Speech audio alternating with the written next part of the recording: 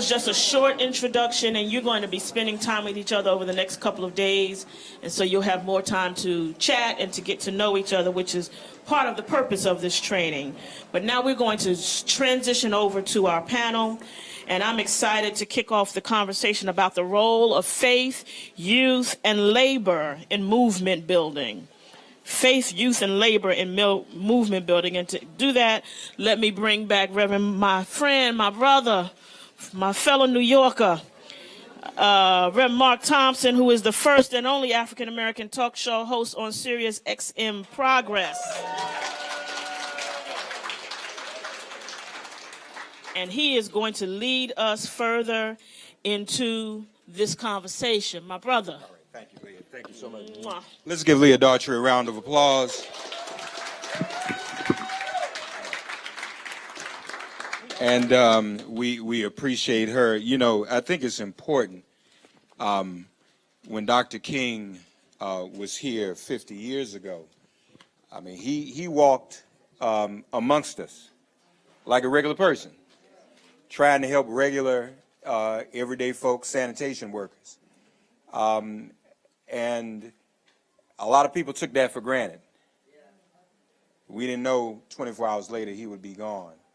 And so I think it's important, as we just shook each other's hands, that we lift each and every one of us up, especially when we know they're making history right before our very eyes. Doesn't feel like it because we live in it. But to have had a black woman as the first CEO, the first black woman CEO of the Democratic Convention, 2 consecutive times, that's pretty historic. And we can all say we were there, can't we? So that's great. I want to not delay because I know the time is precious. Very glad all of you are here for this very important piece. You know, we say that yesterday we said the tomb was empty. And we want to say the same thing for Dr. King. His tomb is empty, and he's resurrected because we continue the work he's doing. Amen? Amen. That's what we're all about. And we have very dynamic people. Let me also let's give a round of applause to those who organized this for AFSCME and the great work. They've definitely been keeping the dream alive.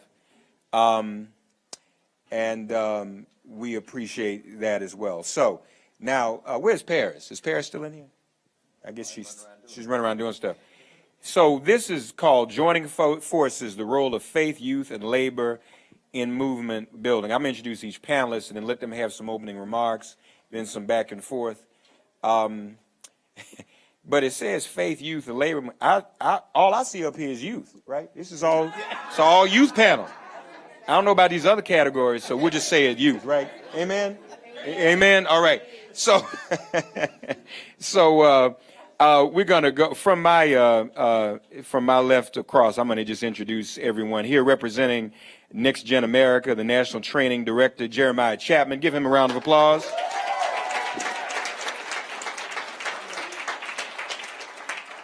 To his left, the President and CEO of NAFIO, the National Association for Equal Opportunity in Higher Education. She's known me since high school just 4 years ago. Dr. Leslie Baskerville, give her a round of applause. Seriously, she's known me since I was in high school. Seriously, that's the truth. One of our strongest unions. We know we're here with AFSCME, and we know the relationship Dr. King had with organized labor, and the relationship organized labor has had with the movement. They go hand in hand, right? That's why we're all here. International President of SCIU, Mary Kay Henry. Give her a round of applause. Also here, our brother who has been on the front lines, as Dr. King was himself, going out when LA went up in flames. Dr. King headed out there. He stayed in Chicago. Things were happening. And I'm of these young people at the March for Our Lives. For the first time, you know, they've always tried to draw a distinction between different types of violence. Black on black violence, no such thing. High school violence. For the first time, they brought all that together, didn't they? So whenever we brought up guns and violence, and the right wing would say to us on the radio, Chicago, Chicago, even Trump said Chicago, there's no delineation anymore. All those kids were together, and Pastor Mike's been working with those young people even before Parkland has happened. He's been on those front lines. His organizational title, Executive Director of Berkeley Organizing Congregations for Action, and National Campaign Director for PICO's Lifelines to Healing, Pastor Mike McBride. Give him a round of applause. So, everybody, and I'm sorry, I'm not going to start naming folk because I see so many friends out there too, folk I haven't seen in years, and some I've seen recently. God bless you all, and thank you for being here. Are we streaming? Are we up? I think so. So if you have your phones out too, retweet and share. We're on video, Facebook, on facebook.com/makeitplain, Twitter/makeitplain, and YouTube Make It Plain. So Make It Plain on all three. You can share with your friends and watch. We're going to pass the microphone around. I'll go right back to my left. And I've introduced everyone, and in the interest of time, probably not done everyone the full justice they deserve. But on a very personal level and on a very movement level, we're going to have each of our panelists take about 3 minutes to tell their own self-story, their own movement story, their own self-story in the context of the movement, what they've been doing and what they're doing now as we join forces. Okay, is that all right? All right. Let's hear from Brother Jeremiah Chapman first. All right.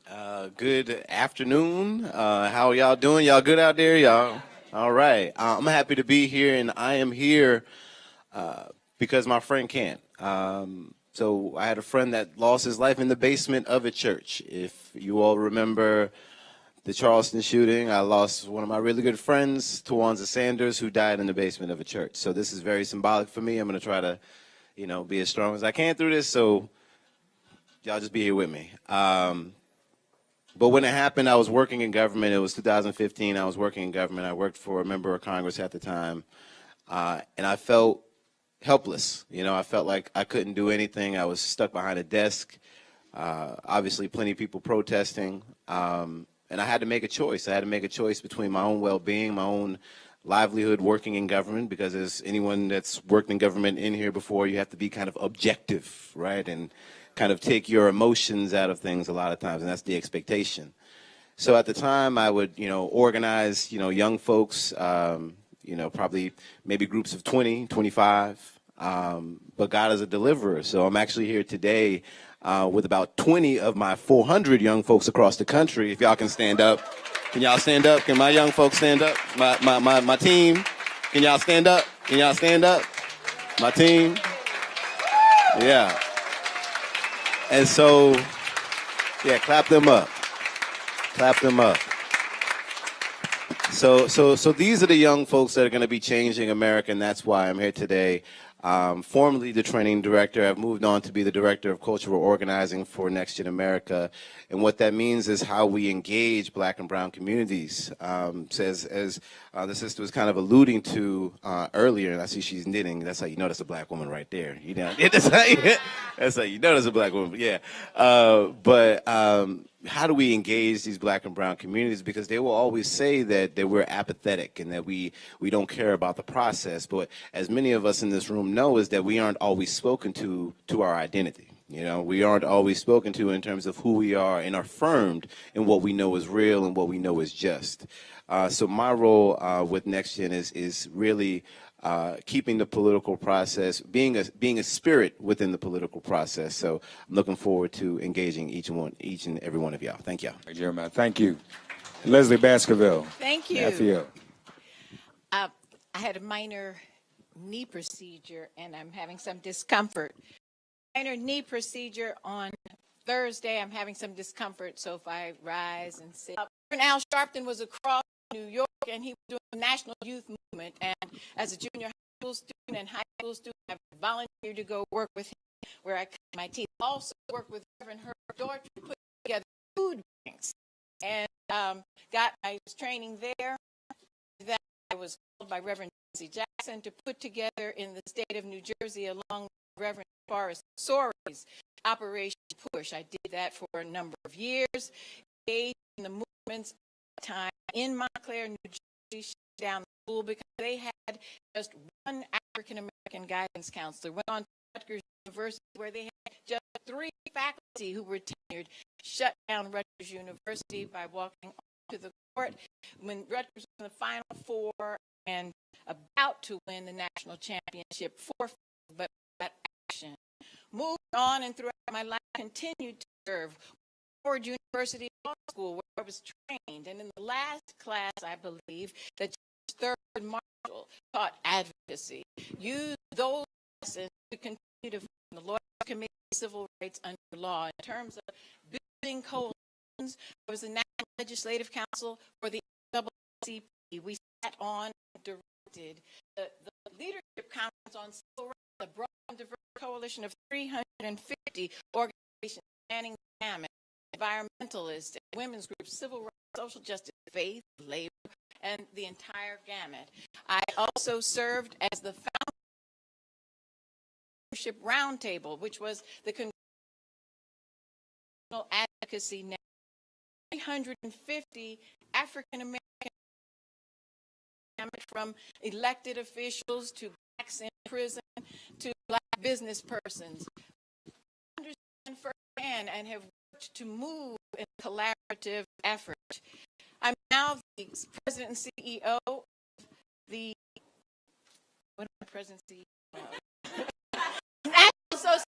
National Association for Opportunity in Higher Education, which is the advocacy association for 160 historic black colleges and universities and 50 predominantly black institutions.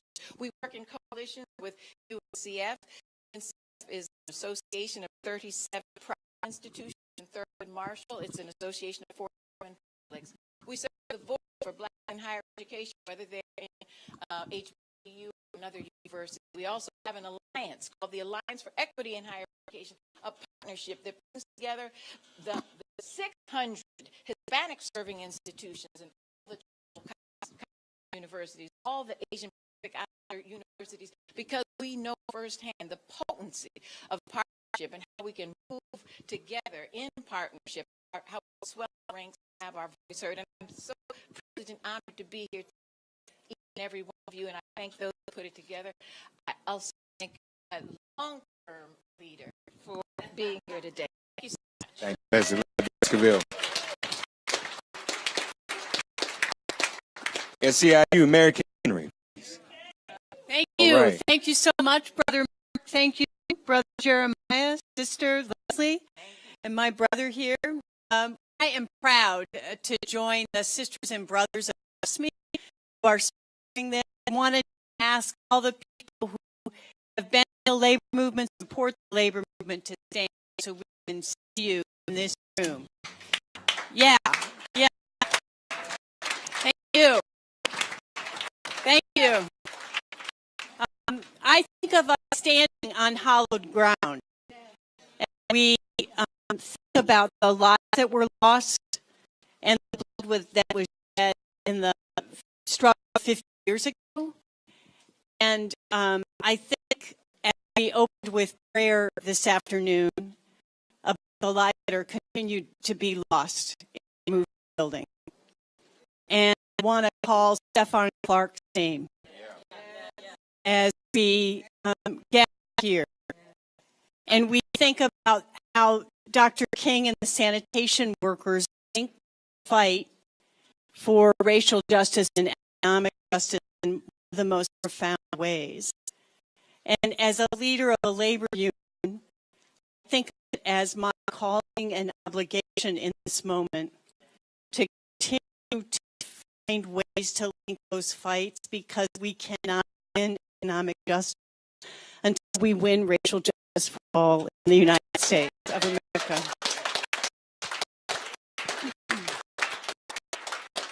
The way I think about that is the leaders that I've had the privilege to walk with for the last 38 years in SEIU, who have 3 qualities. One is fearlessness, the other is courage, and the other is the one that Reverend Leah Daughtry called, which is a sense of unity and solidarity, that no one of us by ourselves can win what we seek. And so I call the fearlessness and courage of Reverend Dr. King, but I call the fearlessness and courage of the sanitation workers. We learned for 20 years were afraid to form a union. It was the indignity of the two men that were killed in the truck that didn't work that finally created the spark where people decided as the 1300 no more. We have to join together and step through our fear. Most of us have to do in all the ways in which we decide to lead, join a movement, and have the courage to act and change it. And for me, the present example of that is the Fight for 15 leadership that I've had the privilege to walk beside people that have had to step through the fear of losing a job and having their life forever altered in order to stand up and demand justice and dignity on the job and in our communities. And the final thing is this question of unity, I think, is a challenge today. Mark talked at the beginning about how Reverend Dr. King loved the labor movement. I think those of us in the labor movement have to be honest that the entire labor movement did not love Dr. King back. That's exactly right. And that it's required of us in this moment for the entire labor movement to use what we have while we have it, even as we are under attack. Insist that we are going to join forces across the progressive movement with youth, with higher ed faith leaders, with the Black Roundtable, and link arms at a level of solidarity that didn't occur 50 years ago, but needs to occur, sisters, if in fact we are to get to the promised land together and create it. And then the final thing I wanted to bring to this room is that I don't know about you, but I think Dr. King sanitation workers would be shocked at the state of poverty and racism in our country. Right. That in this moment, I think the organizing across forces that this piece is a new sense of urgency, because what's at stake is our very lives and our morality as a nation. And that's why our Fight for 15 leaders in SIU, and I know we are so proud to join in the Renewal Poor People's Campaign and a commitment to lifting the fight that Reverend Dr. King was here as a part of 50 years ago and wants us to continue, because we know 64 million people are in poverty wage jobs in this nation. And Dr. King called them starvation wages. We talk about them as poverty jobs, but they're the same. And the corporations that are employing these jobs are now earning more profits and taking more taxes out of the system than ever before. And there's just no why the jobs can't be paid the same decent wages that the sanitation workers were fighting for 50 years ago. And I'm proud to be with you.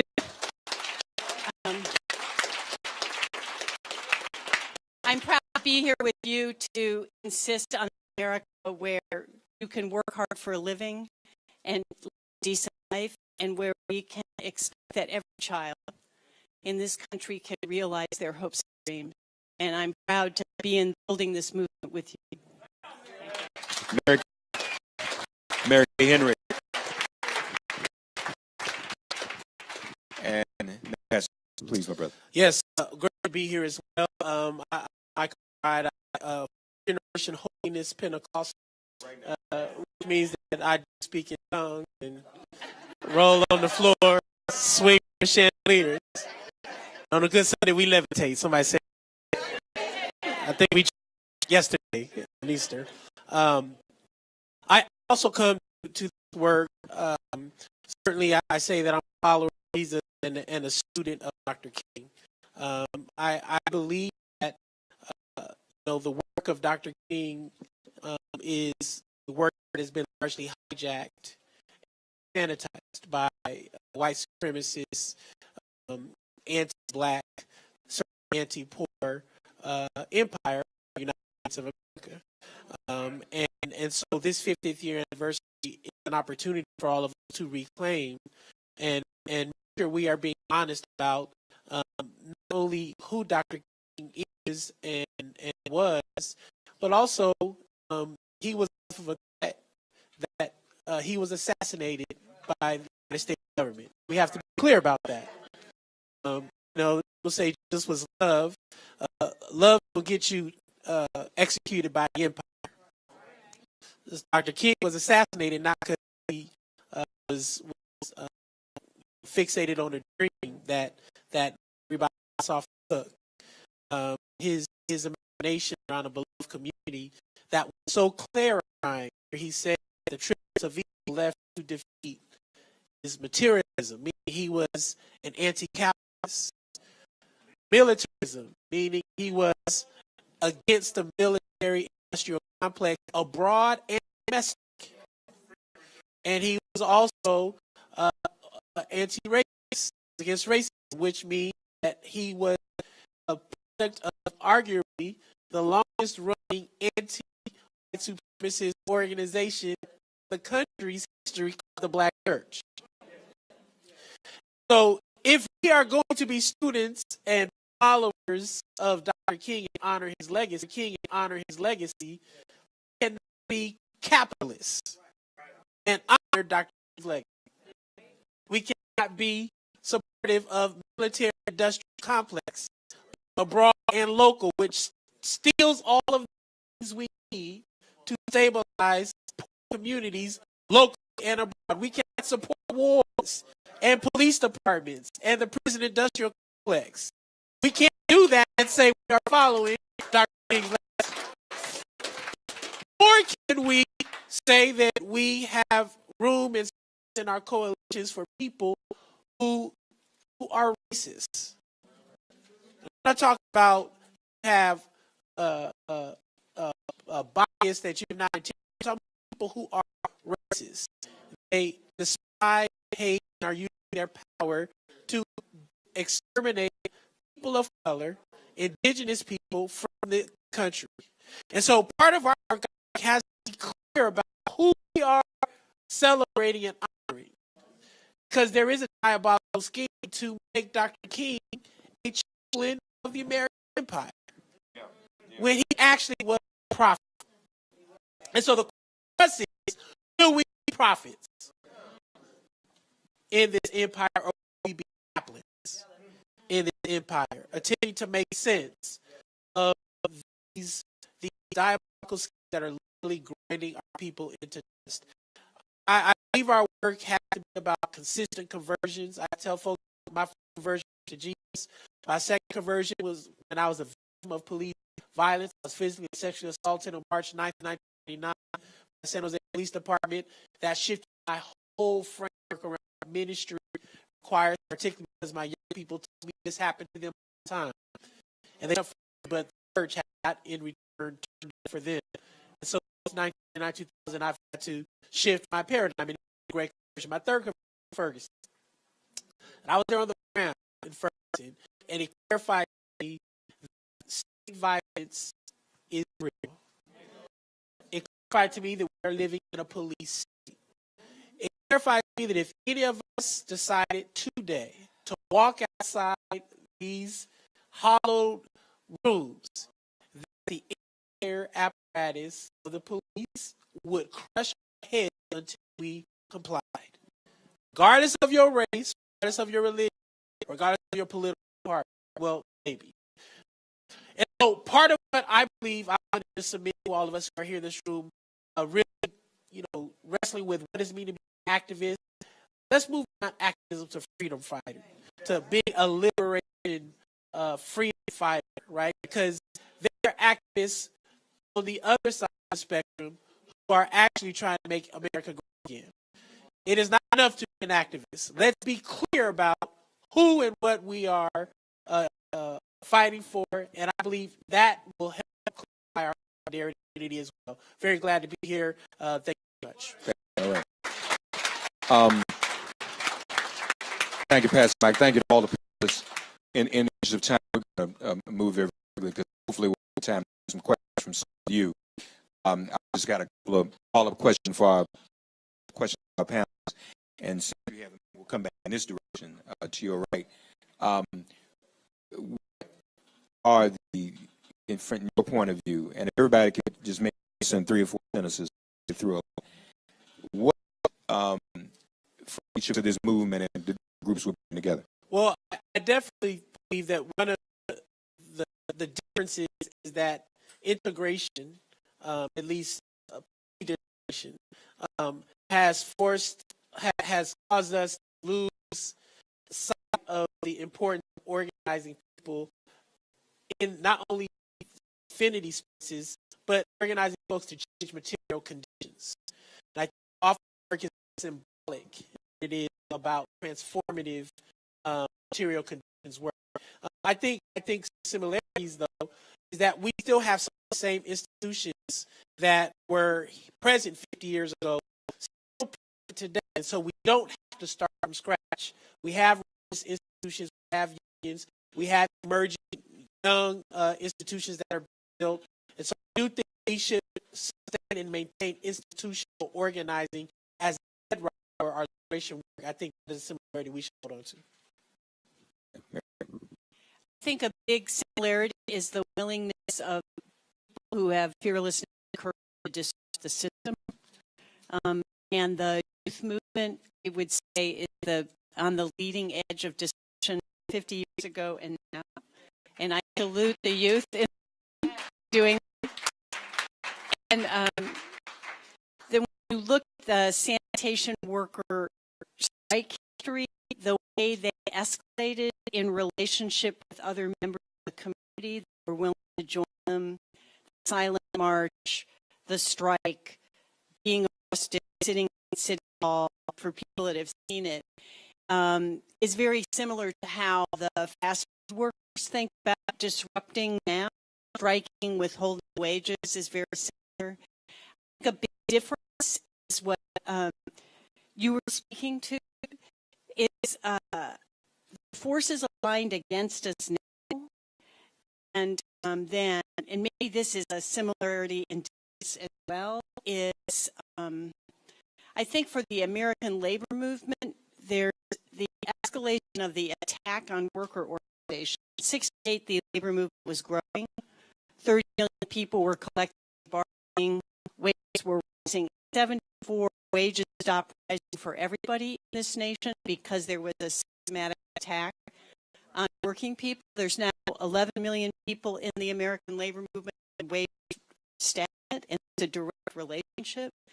And so that's a big difference in terms of what we're up against, and I would say requires labor movement to think about ourselves more in relationship to other parts of the justice movement, and that our liberation is linked. That's a big difference. Thank you very much. I think that the on the movement, but to particularize establishing a black middle class and critical for closing wealth gaps and closing education gaps, closing the income gap, building strong communities. It is the same in 2018. Today, 106 historic black colleges and universities are still central to America, to closing the achievement and attainment gap, the wealth gap, strong infrastructures, housing in the most distressed areas of the community. So that piece is the same. Today, just 3% of American colleges and universities are graduating. 60% of African American health professionals. They're graduating 42% of African Americans in science, technology, engineering, and mathematics with degrees. 50% of African American teaching professionals and coalition with AFT and NEA. We know that we can't have an excellent diverse teaching corps without HBCUs thriving. So HBCUs today are central for the progress of the nation. HBCUs also have been and continue to be fertile imagination grounds for youth leaders and the leaders of today and tomorrow. So, for example, HBCUs were founded as education liberation centers for education theology, in the broadest sense of anchoring your walk in understanding the interconnectivity and interdependence of humankind. Till was a student when he visited his grandparents in Mississippi, shot down in Mississippi. The Mississippi HBCUs erupted and moved to, along with his mother, who was smart enough to take a picture of her son, who was brought to her in a nailed wood box, to take it out of the box to the 20th century, tweeting that picture around the nation. But HBCUs erupted and moved to move the nation forward in and respond to what they saw. Edgar Evers, an Alcorn state man, president of the NAACP in Mississippi, killed down registering people to vote in the state of Mississippi. The mighty men of Morehouse, we've all heard about the mighty men of Morehouse. You know their name. Moving the nation forward, building and strengthening communities, fighting against injustice, to end poverty, to end war. North Carolina, you all can tell me the story about the Woolworths sit-in, but so much more going on in North Carolina. Ella Baker, from Shaw University, founded SNCC on the campus of Shaw. Go on and on. Dr. Ben Chavis, we all know from North Carolina, civil rights, social justice leader, also an environmentalist. He got his graduate degree from Howard, the life and legacy of Winnie Mandela. Free South Africa, the students led and caused apartheid to crumble were by the University of District of Columbia, who every day swelled ranks in front of the African embassy. As others joined, they were arrested until apartheid came tumbling it down. And mighty lawyers of Howard University, Central State Law School, of Southern University Law School, provided all of the legal work. In the dark, sometimes dictaphones, long before, with typewriters, long before we had IT. So what HBCUs were doing then, they are continuing to do. And I'm so proud of them. And that's what gives me hope. But also I'm hopeful because larger numbers of white students and Latinos, students across America, are joining the ranks, joining HBCUs and transforming spaces into safe spaces, into advocacy training grounds. Jeremiah, there's a difference between 2018 and 1968.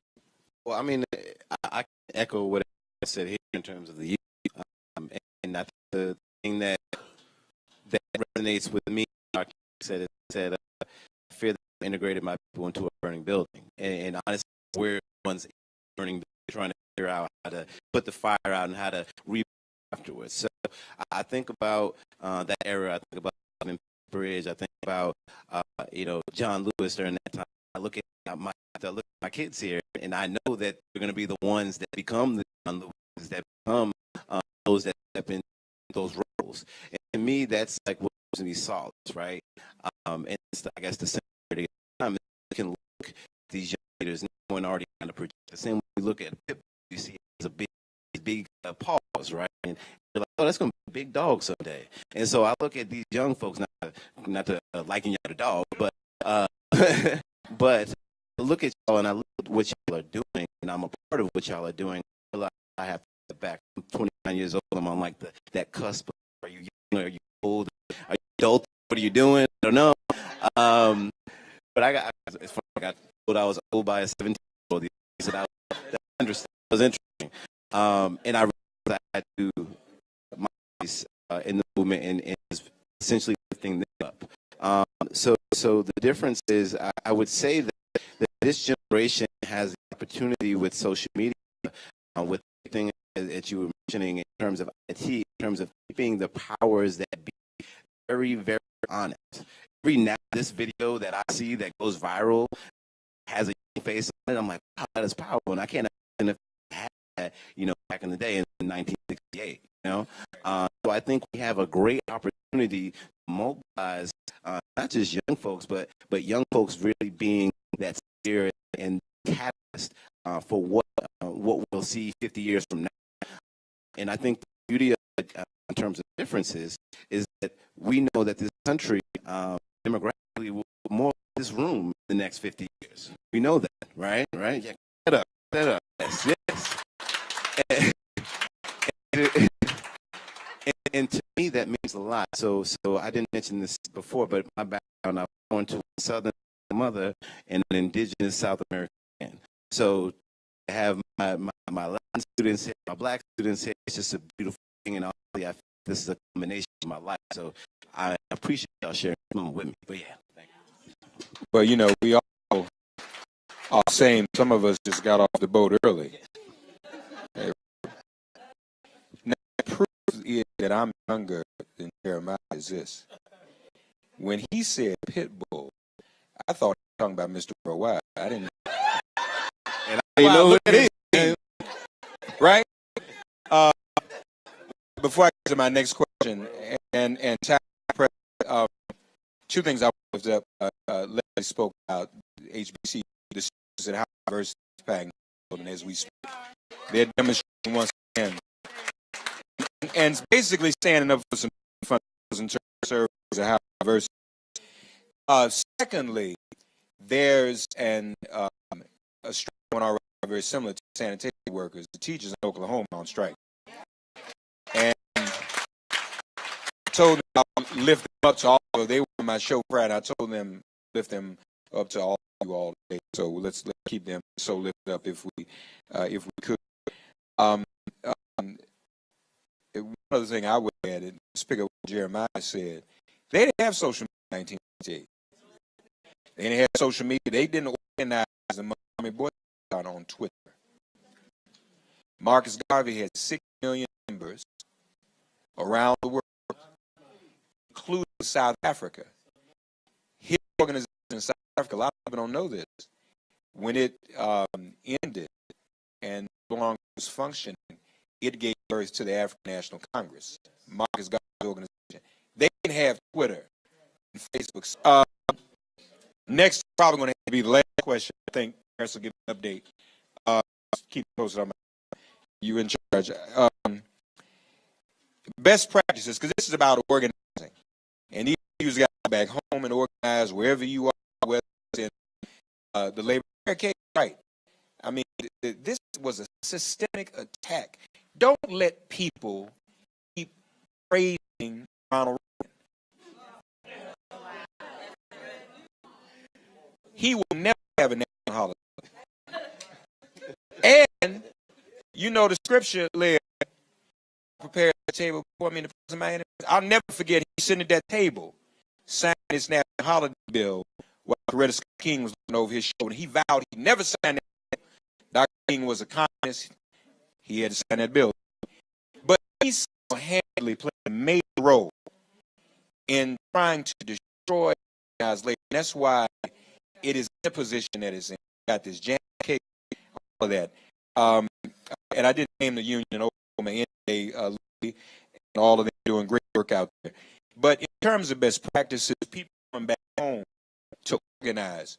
For each of you, briefly, please, what are your organizations doing to reach the constituency we're discussing today? Faith, youth, students, organized labor, obviously, and also best practices for intersectionality and equity to be sure that they're full representation. What are each of your organizations and movements doing to address Jeremiah, you first? All right. I'm going to ask this actually the way what I should say is that the thing that has remained the same is that Black women have been eating things the whole time. So I got to say that, and I'm sorry. Don't for all the Greek affiliated sisters, don't haze me. That. What is it? Doma? Yes. And that's actually based the women of Benin, which a lot of us in here, if you got some African blood, actually from the real Dora Milaje, who were the home women. That's a little history for y'all. But I guess the thing that our organization is doing actually led today, the predominance of the women that or people we brought here today, young activists, are women of color. So black women as well as Latin women, they are the ones leading in the community. So how are they leading their community, and what are some of those best practices? So what they're doing is they are tabling on their campuses. They are speaking to people in their community, and what they're doing is putting it all into. How many of y'all are familiar with VAN, right? So y'all familiar with that? And I think that's the thing that we have now is an idea difference related to politics, that we're able to go into these communities and literally see before we even go into those communities where these voters are, these people are particularly engaged. And I think that that's something that I guess if you can't afford VAN, that I always try to tell my young activists, understand who they are and empower mapping and understanding who the gatekeepers are within their community. And it starts, particularly for my student activists, it starts on the campuses. So knowing who the facilities guy, right, that let into the union, right? She over nodding the head, right? And who the dean is that's just a little bit more woke than the rest of the deans, right? Like understanding how to finesse your situation and bringing people into your network and literally putting that, because we got such thing as Google Docs now, right? Google spreadsheets. I can go ahead and put that in Google spreadsheet. I got to hit up Miss Bertha, to go do what I got to do on campus. I got her number there. I got her email there, right? So centralizing what we want to do and sharing that with the other leaders that we have around us, and then coming up with an overall strategy, understanding, really talking through, okay, how can I integrate, say, Fight 15 as well as HBCU acts, and that may just look like raising wages for black women at HBCU, or raising wages for black women across the country at an HBCU, right? And I think really getting together within that and speak to everyone. I think in the past it was, I don't know that an LGBT sister could be in this church or as comfortable, but being able to do that is a best tactic. Inclusive nature of movement building right now is what our power is everyone is able to see on Facebook and able to see on their Twitter that the black trans woman is just as equally diminished as I am a black man in society. And to me, I think that is like the best practice is working through your implicit bias. All of us got an implicit bias. All of us got an implicit bias. I may walk by a brother that looks like me, maybe Eddie has put that into my head over years of time, right? So working through that implicit bias, that is the number one thing I guess we work through, and how do we organize around it and into a spreadsheet, something that we can share amongst each other, and understand gatekeepers to that, right? And influencing gatekeepers. So I'll keep it brief there. Thank you. Thank you. So one of the things that NAFIO is continuing to do, we believe in to show that education and training are central and critical for closing the wealth gaps, the economic gaps, and so forth. And just because African Americans with a 4-year graduate degree are paid the same rate as white males at the high school degree. So we're continuing to fight to get more students into and out of a 4-year degree if they choose that. Certainly some type of job training so that they'll have greater marketable skills. And as they're doing that, we're fighting against those persons and those institutions that will continue to serve as barriers to closing achievement gaps. We're also working with partners. I see Dr. Sanders here from AFT. We're working with AFT to make sure that today's teacher corps is reflective of diversity of the nation. By 2020, the nation will be a colored nation, and we're working to make sure that we do something about that. We're also working to make sure that we're advocating, and we're advocating on Capitol Hill. We're advocating all the states where we have HBCUs are building housing in the neighborhood to close the housing gap. Our 1890 land institutions are building all of the foods that come from the soil this nation needs, as well as medicinals. So they have that also they're creating independent funding streams. So we can begin to keep the dollar in the community more times than not. Right now, HBCUs have a short-term $15 billion economic impact just in their community, just the dollars that teachers and students spend. But the African American disposable income is $1.3 trillion. Now, the omnibus budget that was just put out by Congress was a $1.3 trillion budget. So what that says to me is that African Americans have $1.3 trillion with HBCUs and the black church, black business people, and black media and labor working together. We can keep this $1.3 trillion circulating in the black community more times. We can own more of the services and goods in our community so that we do want to share our tax. We're going to fight to get it. We're going to place policy to make sure we not only get it, but that the dollars are dispersed equitably.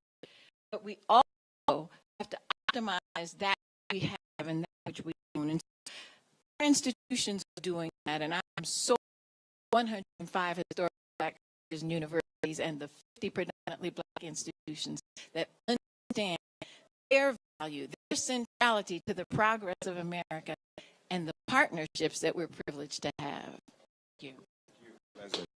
Thank you. Okay, Henry. I think there's three things to boil down. One of the things that FEIU is doing is recognizing that we can't do anything alone. And so we have forces with AFSCME, NEA, and AFT to have one-on-one conversations with our 7 million members about why they need to stick to the union, even in the face of the attack on working people that's happening all across the country, and we're getting ready for the Supreme Court, and I think there's a session after this panel about that. So that's one. Two is we organize faith, that when you join together, that you can make what seems impossible possible. And so we believe that we have to continue to back the fight for 50 in a union and spend half of our national resources and 20% of local resources to throw the doors of our union and the labor movement open to everybody who works a poverty wage job in this country. We are hell-bent to make sure we eliminate poverty wage work in this country once and for all. We have to commit our resources to doing that. And the third thing is we're joining the issue fight across that matters. What Lee said earlier, the labor movement can't just be about raising wages, because when we fight for the dignity of work, we have to fight for the respect for the human being and the life of people in this country, joining those fights. And we do that joining in the fight for citizenship on behalf of all immigrants, joining in the fight to finally reform a criminal justice system that has state-sponsored violence, that is rooted in an anti-black racism that we have to end in this nation. We do it by joining with Next Gen in many parts of the country for clean air and clean water, disproportionately impacting communities of color in this country. So I think of it, Mark, to the question of equity.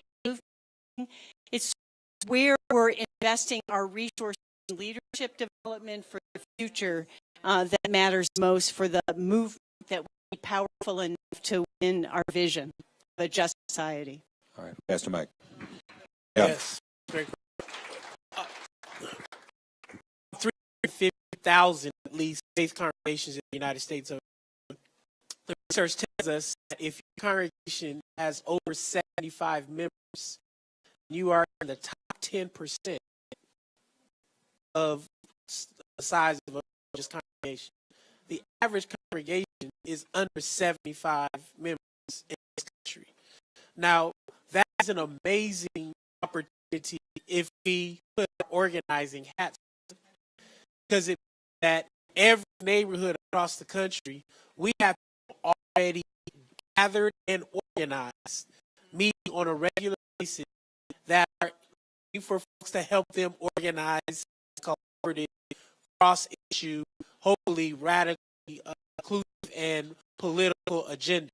And so what we're attempting to do is carve out, at least through the people network and our partners, a robust set of organizing campaigns and training operations that can, along these lines, we call it the body, the ballot, and the buck. The body, the ballot, and the buck. Taking seriously that the body, our religious congregations, and our individuals who attend these religious congregations need to be politicized, organized, and put in space of governance. Because if we can't govern cities, then who is left then to win the power of the people on behalf of those who are the least left out? Too often we are so focused on elections only and not on governance. And so instead of having a progressive elected official, if you're still going to unleash state troopers or support killer cops or preside over gentrification in our communities or police budgets, and you call yourself a Democrat or progressive, what's having you there? We need Democratic progressives who have a radical vision of governance that is willing to actually ensure that the bodies in our communities are well taken care of. So we start organizing bodies, institutions, organized with Church of Christ, AME, Pentecostal Assemblies, even evangelical, justice minded. There are some out there. We can organize with them. So what does it take seriously? Bodies. The ballot. We take seriously that we have to develop a muscle of electoral organizing that happens at every single election, not just the quadrennial or the presidential election cycles. There are elections happening in many of our municipalities every year that the margin of victory is the size of a small local church. So what does it mean to actually see our congregations not just as houses of worship on Sundays, but clubs of activism and organizing Monday through Saturday?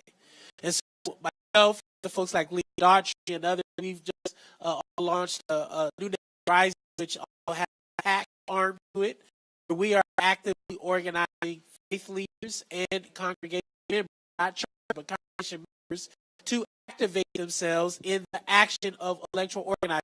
Our biggest achievement up to this point has been the woke vote campaign that Jeremiah many of us pull off victory, defeat the pervert down in Alabama, and make sure he did not get in office. But that's the thing. So as you go home, I would commission you to figure out who are the local congregations and pastors and clergy who are in this kind of organizing. They have space, they have people, they need a little organizing. In the ballot, the buck simple.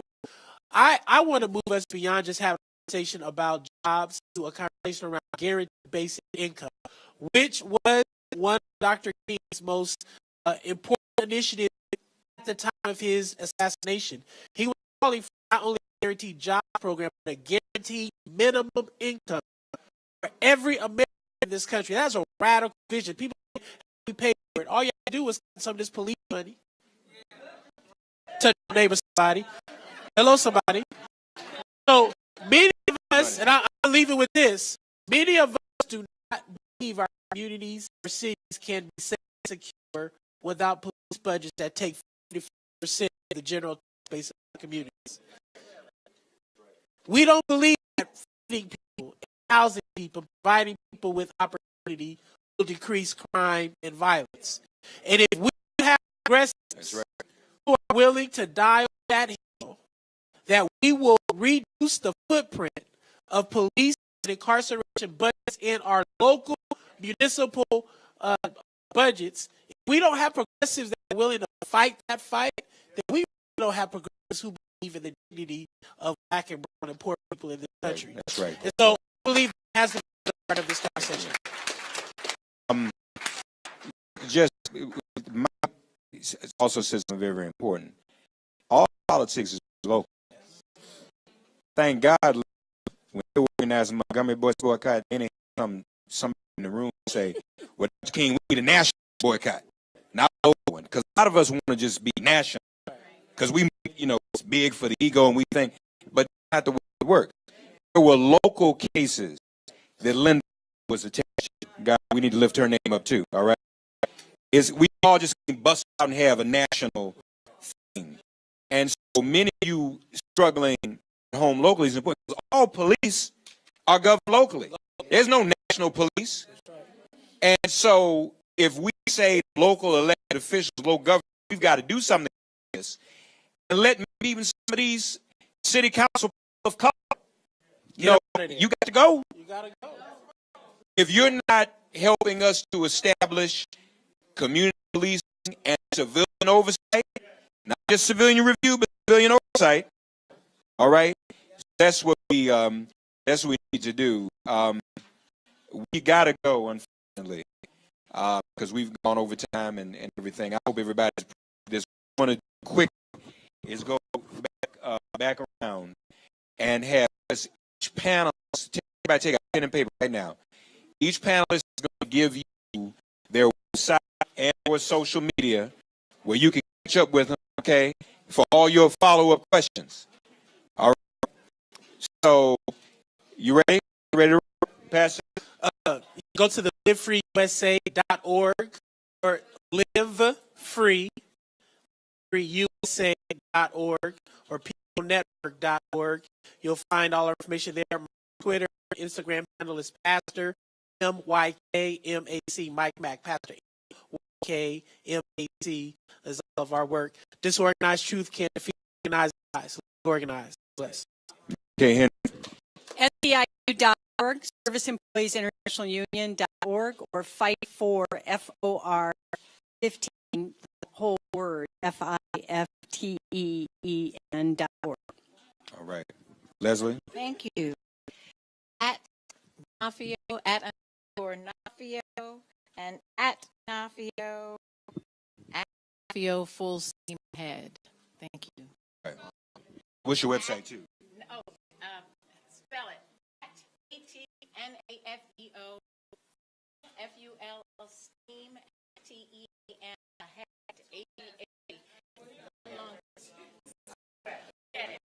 Get it. What's the website? Is www.nafionation.org. NationNation.org. Okay. Where am I? So it's nextgenamerica.org, and I'll tell y'all go to our job section because we have y'all. So, need some activists like y'all. Need some nextgenamerica.org, and I think it's like /job if you want to get to the correction. Go to the bottom of the page, get to the section that way. And my personal Instagram is aspiration_unlimited. If you want to reach out to me, Next Gen America is the same on Instagram as well. Next Gen America. You can also search that on Facebook. We're also on Twitter. I think that covers everything. You want my number? I got to talk about it too. I don't know. What? Aspiration_unlimited. Yeah. All right. Okay, yes, when they leave, we'll have, that's okay, we'll do that. Yeah, we're gonna write on the big board. Also, you all enjoy this panel? All these youth? Before I hand back over to Leah, I'm here broadcasting for Sirius XM, of course. For the 2 mornings, we're going to be at the Lorraine Motel Sunrise at 6 a.m. So anyone who wants to join us, if you want to come and share some of the things you're dealing with and you to get support from around the country, join me between 6 and 8 a.m. at the Lorraine Motel and we'll talk about it, okay? All right? Please, and all of you invited as well. 6 a.m. at the Lorraine Motel. Twitter, make it plain. Facebook, make it plain. Ladies and gentlemen, we bring you back to our ministry ceremony. Thank you. Thank you all so much for sharing your wisdom with us. And we are about to break and go to our next session. But didn't they do a great job?